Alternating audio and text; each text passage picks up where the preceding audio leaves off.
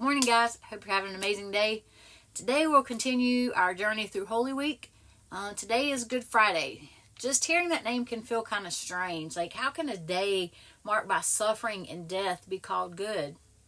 It seems like a contradiction of sorts. But today, we live not in defeat, not in mourning without hope, but in reverence and awe. Because on this day, everything changed.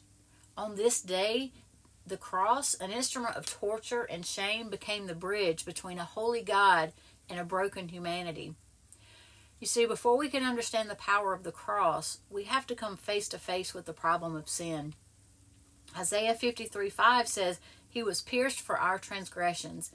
He was crushed for our iniquities." Not his, ours.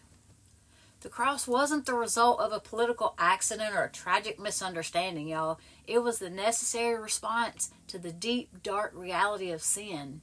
Our sin. The things that separate us from God. And no matter how hard we try to clean ourselves up, we can't fix what's broken.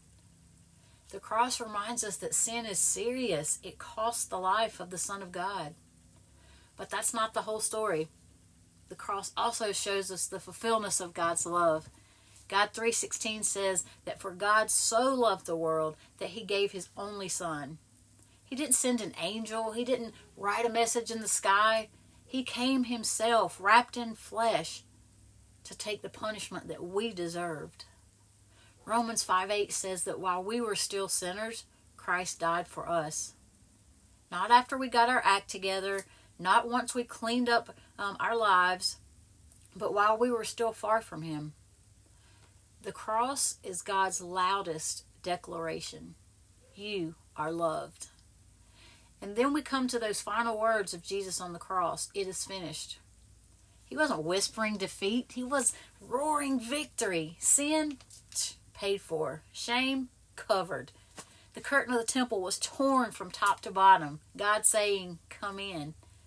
Colossians tells us that Jesus disarmed the powers of darkness on that cross. He triumphed over them. That's so exciting. What looked like the enemy's greatest moment was actually his greatest loss. So yes, today we remember the pain. We remember the nails. We remember the crowns of thorns and the silence of heaven as Jesus took our place.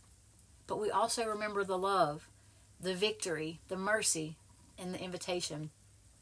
Good Friday is good because it tells the greatest story ever told. That while we were at our worst, God gave us his best. So don't rush past the cross. Sit with it. Let it humble you. Let it change you. And let it prepare your heart for the hope that's coming on Sunday. Because this story is not over. I hope you have an amazing day. I love you, and more importantly, God loves you.